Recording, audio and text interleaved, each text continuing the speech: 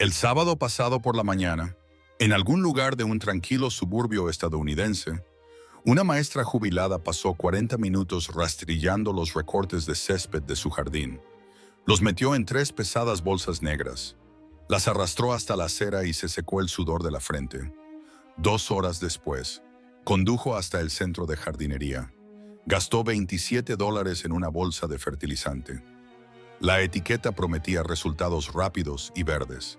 Los ingredientes principales: nitrógeno, fósforo y potasio. Exactamente los mismos nutrientes que estaban en esas bolsas negras que el camión de la basura ya se había llevado. Esa escena se repite en millones de jardines cada fin de semana. Y plantea una pregunta que nadie en la industria de la jardinería quiere que te hagas. ¿Por qué tantos jardineros experimentados pagan buen dinero para reemplazar lo que acaban de tirar a la basura? Aquí está la cifra que pone esto en perspectiva. El mercado mundial de fertilizantes sintéticos está valorado en más de $200 mil millones al año. El propietario promedio gasta entre $50 y $100 anuales solo para mantener el césped verde. Y una parte significativa de ese dinero se destina a recomprar nutrientes que estaban disponibles gratuitamente en el contenedor de desechos del jardín, el compost de la cocina y el montón de malezas arrancadas junto a la cerca trasera. La respuesta a cómo sucedió esto involucra un experimento químico de hace un siglo diseñado originalmente para fabricar bombas. Y una verdad simple que los antiguos agricultores entendieron 4000 años antes de que cualquiera de nosotros naciera. El suelo ya sabe cómo alimentarse si dejas de matarlo de hambre. Todo lo que se trata en este video no cuesta nada.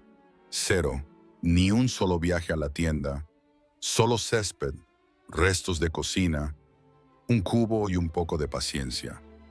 Al final, la relación entre tu jardín y tu cubo de basura nunca volverá a ser la misma.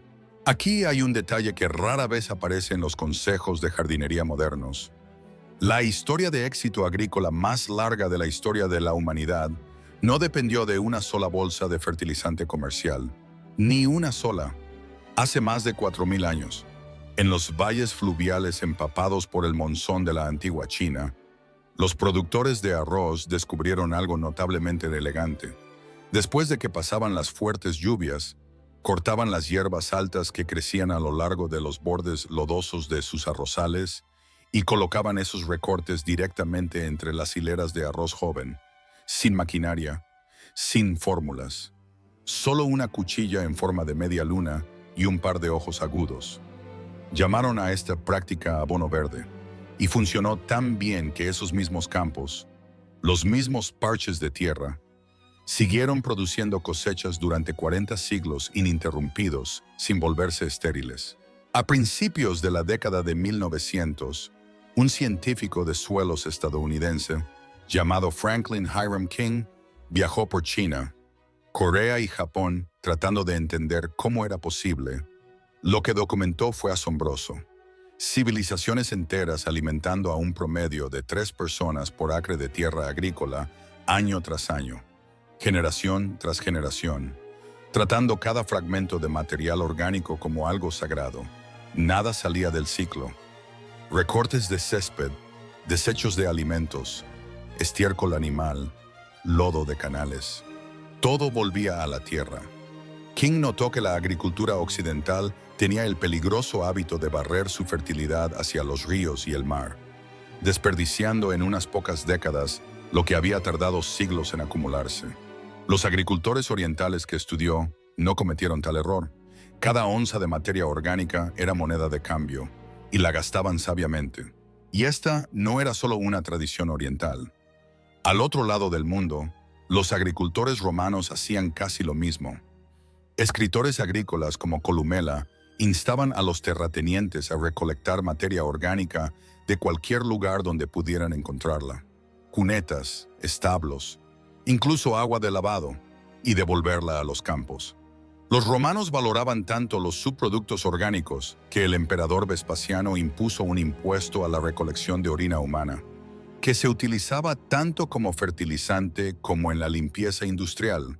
Cuando los críticos se burlaron de la idea de grabar la orina, Se dice que Vespasiano sostuvo una moneda de oro y dijo el equivalente a "el dinero no huele". Esa frase sobrevivió en latín durante 2000 años. El principio detrás de todo era bellamente simple. Lo que viene de la tierra vuelve a la tierra. Cada hoja, cada brizna de hierba, cada resto de cocina, todo pertenece a un ciclo. Entonces, ¿qué pasó? ¿Cómo terminaron millones de jardineros rompiendo ese ciclo y pagando a una corporación para que lo cerrara por ellos? La respuesta comienza con un laboratorio de química en Alemania y una guerra mundial. En 1913, dos químicos alemanes llamados Fritz Haber y Karl Bosch resolvieron uno de los grandes enigmas de la química industrial. Descubrieron cómo extraer nitrógeno directamente del aire y fijarlo en un compuesto sólido. El propósito original no tenía nada que ver con los jardines. Ese nitrógeno estaba destinado a explosivos. El proceso Haber-Bosch alimentó el esfuerzo de municiones alemán durante la Primera Guerra Mundial. Pero las guerras terminan. Las fábricas no siempre cierran. Cuando cesaron los combates, esas enormes plantas de producción necesitaban un nuevo producto para vender. El giro fue notablemente fluido. La química de las municiones se convirtió en química de fertilizantes casi de la noche a la mañana, y nació una industria de consumo completamente nueva. En la década de 1950, los fertilizantes sintéticos se habían convertido en un elemento básico del hogar. El marketing fue efectivo porque apelaba directamente a la conveniencia. ¿Por qué esperar meses a que una pila de compost haga su trabajo lento y silencioso cuando una rápida aplicación de polvo verde podría ofrecer resultados visibles en una semana? Era una pregunta justa. Los productos producían un crecimiento rápido y brillante. Lo que el marketing omitió fue el costo a largo plazo. Décadas de investigación han demostrado ahora que el uso intenso y sostenido de nitrógeno sintético altera la comunidad viva dentro del suelo. Piénsalo de esta manera. El suelo sano no es solo tierra, es un vecindario lleno de bacterias, hongos, lombrices de tierra y organismos microscópicos que trabajan juntos para descomponer la materia orgánica y entregar nutrientes a las raíces de las plantas. El fertilizante sintético pasa por alto ese vecindario por completo. Alimenta a la planta directamente, como un goteo intravenoso, mientras que el suelo vivo debajo se silencia lentamente. Con los años, la retención de agua cae. La estructura del suelo se degrada. El jardín se vuelve dependiente de la siguiente bolsa y de la siguiente después de esa. No es diferente a una persona que reemplaza las comidas caseras por completo con suplementos. El cuerpo todavía recibe calorías, pero algo esencial se pierde en el proceso. Nadie tuvo que prohibir el compost o proscribir los recortes de césped. Los viejos métodos simplemente se alejaron del hábito diario una vez que apareció una opción más rápida en el estante. No fue una conspiración.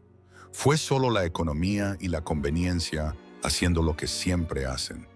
Pero la biología nunca desapareció. Las lombrices de tierra todavía están allí abajo. Las bacterias todavía están esperando. El ciclo solo necesita una razón para despertar. Y la forma más rápida de despertarlo podría estar ya sentada en un montón en tu jardín. Aquí hay algo que la mayoría de los libros de jardinería pasan por alto. Los recortes de césped frescos no son solo desechos verdes. El análisis de laboratorio muestra que contienen aproximadamente un 4% de nitrógeno, junto con cantidades significativas de fósforo y potasio. Los mismos 3 nutrientes impresos en cada bolsa de fertilizante comercial. Cuando los microbios del suelo descomponen esos recortes, liberan esos nutrientes directamente en la zona de las raíces en una forma que las plantas absorben naturalmente. Eso es fertilizante gratuito sentado en el césped cada semana. Pero hay una manera de concentrar ese poder dramáticamente, y proviene directamente de una técnica documentada en textos agrícolas que se remontan a 2000 años. Los jardineros lo llaman té de fertilizante. El método es simple. Los resultados son potentes y la única inversión es un cubo y unas 2 semanas de paciencia. Así es como funciona. La próxima vez que se corte el césped, o se arranque un montón de malezas, especialmente malezas de raíces profundas como dientes de león, ortigas o consuelda. Esos verdes no deben ir al contenedor de basura. Las raíces del diente de león llegan lo suficientemente profundo como para extraer calcio y potasio de capas de suelo que las plantas de raíces superficiales nunca tocan. La ortiga contiene hierro, fósforo, zinc y magnesio. Estas no son plantas molestas, son mineros de minerales. Pica los verdes toscamente para acelerar la descomposición. Llena un cubo grande o un contenedor de plástico hasta la mitad o 2/3. Luego cubre los verdes completamente con agua. El agua de lluvia es la mejor opción aquí porque el cloro del agua del grifo municipal puede ralentizar el proceso de fermentación.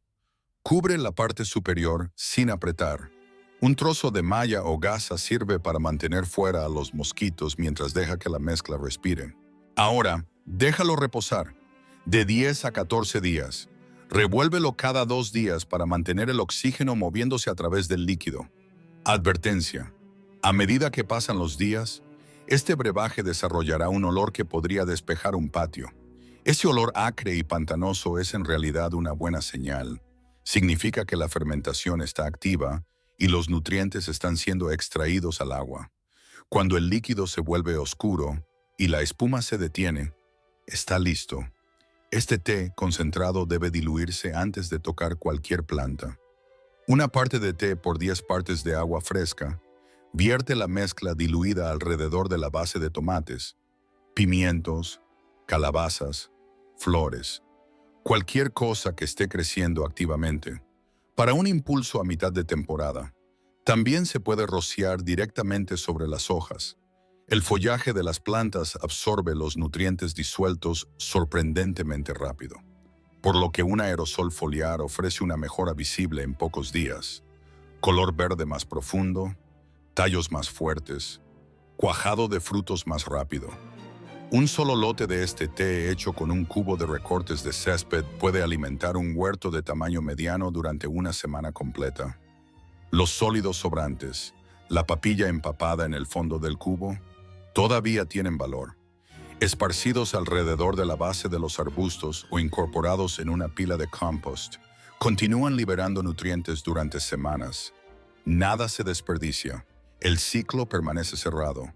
Una advertencia crítica antes de continuar: si el césped ha sido tratado con herbicidas químicos, particularmente productos persistentes de malezas y fertilizantes, que contienen compuestos como aminopiralid o picloram, esos recortes nunca deben ir al té del huerto. Estos químicos diseñados sobreviven intactos al compostaje y la fermentación. Dañarán severamente los cultivos de hoja ancha como tomates y frijoles.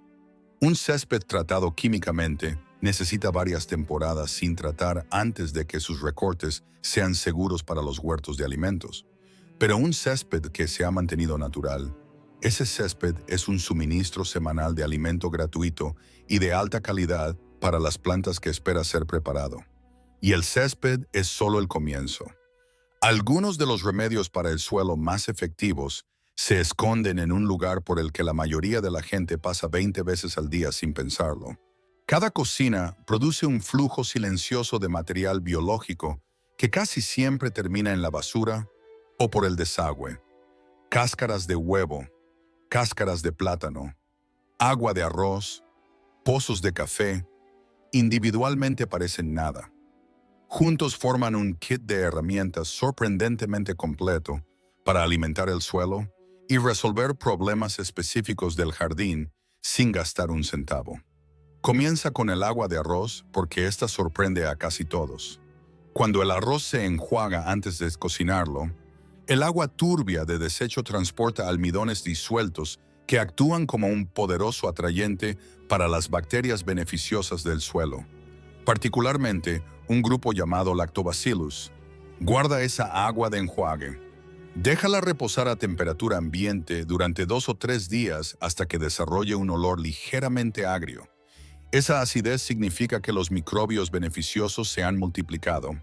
Verter este agua de arroz fermentada alrededor de la base de las plantas entrega una dosis concentrada de la bacteria exacta que ayuda a suprimir los patógenos transmitidos por el suelo y mejorar la absorción de nutrientes. Piénsalo como un tratamiento probiótico para el suelo mismo. El método no cuesta nada, solo el agua que de todos modos iba al desagüe, y casi no requiere esfuerzo más allá de recordar apartar el tazón en lugar de volcarlo en el fregadero. Considera ahora la cáscara de plátano. Cuando las plantas de tomate y pimiento comienzan a florecer y formar capullos, su demanda de potasio aumenta bruscamente. El potasio impulsa la floración, el desarrollo del fruto y la resistencia general de la planta. Enterrar una cáscara de plátano entera en el suelo funciona, eventualmente, pero tarda meses en descomponerse. Hay un camino más rápido. Pica las cáscaras de plátano sobrantes en trozos pequeños, échalas en un frasco de agua y añade una cucharada de azúcar morena o melaza. Deja reposar el frasco durante 3 o 4 días. El azúcar desencadena una rápida reacción microbiana que extrae el potasio de la cáscara y lo suspende en el líquido mucho más rápido de lo que podría hacerlo el simple entierro. Diluida y vertida alrededor de las plantas frutales, esta mezcla entrega una oleada de potasio justo cuando la planta más lo necesita. Luego está la cáscara de huevo, uno de los restos más subestimados en cualquier cocina. Cualquiera que haya cultivado tomates conoce la angustia de la podredumbre apical. Un hermoso fruto se desarrolla perfectamente por arriba, solo para revelar una mancha negra, hundida y podrida en la parte inferior cuando se cosecha. Ese daño es causado por una escasez de calcio en el tejido de la planta. Y no solo afecta a los tomates, los pimientos, las calabazas y los melones también son vulnerables. Las cáscaras de huevo son más del 90% carbonato de calcio. Triturarlas finamente e incorporarlas al suelo añade una fuente de calcio de liberación lenta que se acumula con el tiempo. Para un rescate más rápido a mitad de la temporada, hierve cáscaras trituradas en agua durante 10 minutos para hacer un líquido rico en calcio. Combina ese líquido con un chorrito de leche sobrante, otra fuente de calcio concentrada y una pequeña cantidad de melaza. El azúcar de la melaza alimenta a las bacterias específicas del suelo que ayudan a transportar el calcio a los sistemas de raíces de manera eficiente. Ningún aerosol de calcio comercial iguala la integridad de esa combinación. Finalmente, un truco silencioso para el día del trasplante. Cuando una plántula joven se traslada de una maceta protegida a campo abierto, el choque del nuevo suelo, la nueva temperatura y la nueva exposición puede detener su crecimiento durante semanas. La levadura de panadería común ofrece un remedio sorprendentemente eficaz. Una cucharadita de levadura seca disuelta en agua tibia con una pizca de azúcar produce compuestos naturales que promueven el crecimiento. Vertida alrededor de la base de una plántula recién trasplantada, fomenta la expansión de las raíces y ayuda a la planta a establecerse más rápido. Es el seguro de trasplante más barato disponible y ha estado en los armarios de la cocina durante generaciones. 4 restos, 4 soluciones, todo gratis. Pero, ¿y si hubiera una manera de automatizar todo el proceso? De construir un sistema que convierta los desechos de la cocina en fertilizante, terminado sin levantar una horca ni voltear una pesada pila. El compostaje tradicional exige mucho del jardinero. Transportar material a una pila, voltearlo regularmente con una horca, monitorear la humedad, equilibrar las proporciones. Para cualquier persona con dolor de espalda o rodillas rígidas, esa rutina cansa rápido. Hay un método más simple y funciona dejando que la biología haga el trabajo pesado en lugar del jardinero. Toma un contenedor de plástico común o una caja de madera. Corta el fondo por completo. Busca un lugar en el jardín donde el suelo necesite mejorar y coloca el contenedor sin fondo directamente sobre el suelo desnudo, presionándolo un par de pulgadas para que se mantenga estable. Ese fondo abierto es la clave de todo el sistema. Crea una vía directa entre los restos de comida del interior y las lombrices de tierra y microbios que ya viven en el suelo debajo. Comienza a llenar el contenedor con restos de cocina, cáscaras de verduras, cáscaras de huevo trituradas, pieles de plátano, cortezas de melón. Añade pozos de café generosamente. Aportan una ligera acidez que ayuda a desbloquear el fósforo ya atrapado en el suelo circundante, y su textura granulada evita que los suelos arcillosos se compacten en losas duras. No requiere volteo, ni horarios que seguir. El material en descomposición atrae a las lombrices de tierra hacia arriba desde el suelo del jardín circundante. Entran por el fondo abierto, se alimentan de los restos y vuelven a salir a los lechos del jardín, distribuyendo nutrientes y aireando el suelo a medida que viajan. Sus excrementos, lo que dejan atrás, se encuentran entre los fertilizantes naturales más equilibrados en nutrientes del planeta. Lo que sucede dentro de ese contenedor durante los primeros 30 días es silenciosamente notable. Durante la primera semana, las bacterias del suelo colonizan los restos frescos y comienzan a multiplicarse rápidamente. Su actividad metabólica en realidad eleva la temperatura del material, una fiebre en miniatura que acelera la descomposición. Para la segunda semana, hilos blancos de micelio fúngico comienzan a tejerse a través de la pila, formando una red subterránea que conecta las raíces de las plantas cercanas con fuentes de humedad y minerales que no podrían alcanzar por sí solas. Para la tercera semana, la población de lombrices de tierra alcanza su punto máximo. Airean, digieren, distribuyen.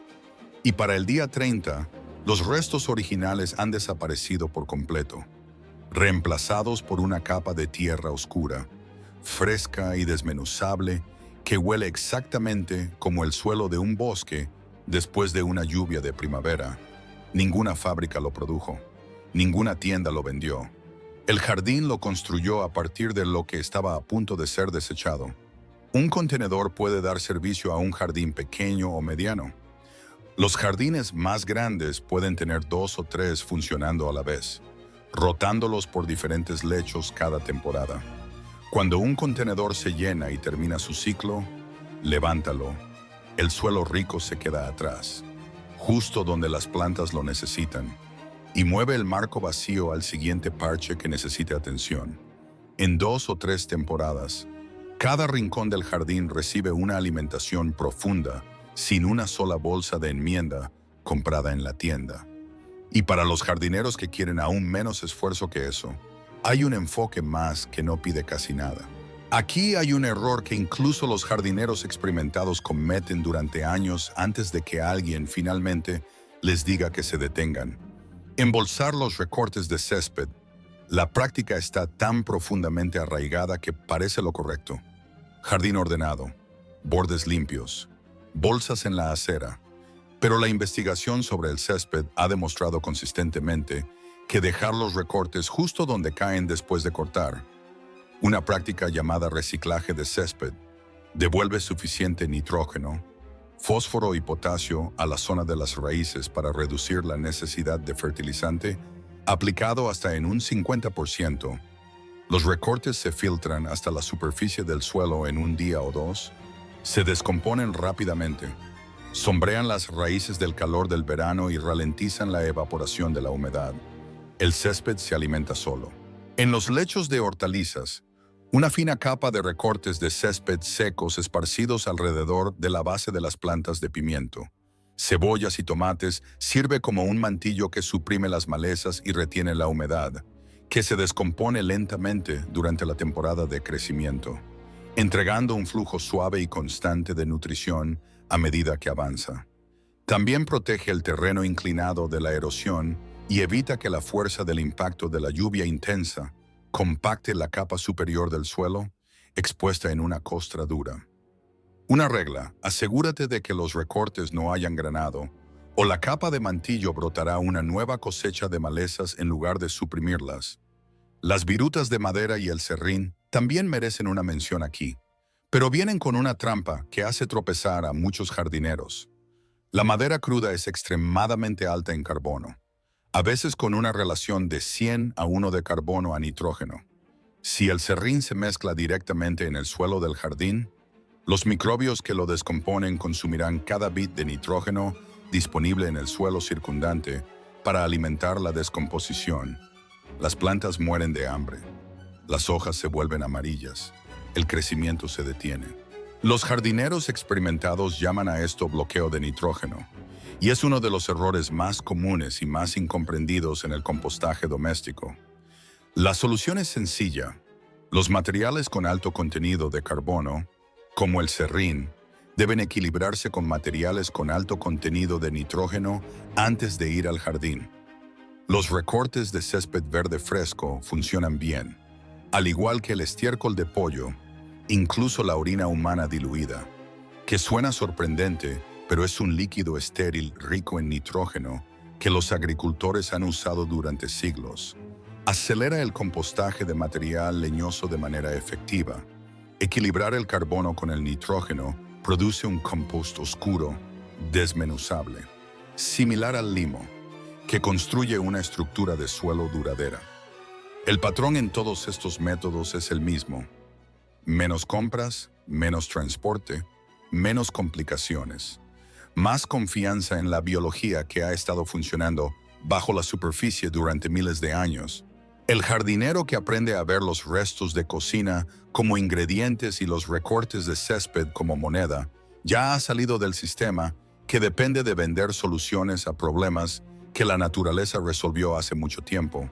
Cada jardín produce lo que necesita para alimentarse. Eso siempre ha sido cierto.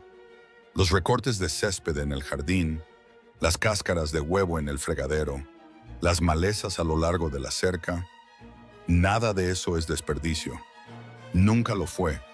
Es materia prima esperando volver a entrar en el ciclo del que vino. Una industria de $200.000 millones creció convenciendo a los jardineros de que necesitaban recomprar ese ciclo en una bolsa. Pero el suelo no lee etiquetas, no le importan las marcas. Responde a la materia orgánica, a la humedad, al trabajo lento y paciente de microbios y lombrices de tierra. Las mismas fuerzas que mantuvieron los campos fértiles durante 4.000 años antes de que alguien inventara una fábrica de fertilizantes. Hay una satisfacción tranquila en ver un jardín prosperar con lo que el hogar estaba a punto de desechar. Sin recibos, sin viajes a la tienda, sin olor químico en las manos después, solo la prueba constante de que el sistema más antiguo de la agricultura todavía funciona y que nunca se perdió realmente. Solo se dejó de lado por un tiempo. Esta noche, después de la cena, el agua de arroz no tiene que irse por el desagüe. La cáscara de plátano no tiene que ir a la basura. Los pozos de café no tienen que terminar en un vertedero. Pueden ir afuera, al jardín, de vuelta a donde pertenecen. La naturaleza no necesita un producto, solo necesita un socio. Si esta historia cambió tu forma de ver los desechos orgánicos en tu hogar y jardín, suscríbete y dale a me gusta al canal. Estamos descubriendo la sabiduría natural que la industria moderna ha intentado reemplazar. Cultivemos juntos un futuro sostenible. El próximo secreto para un jardín próspero se compartirá pronto.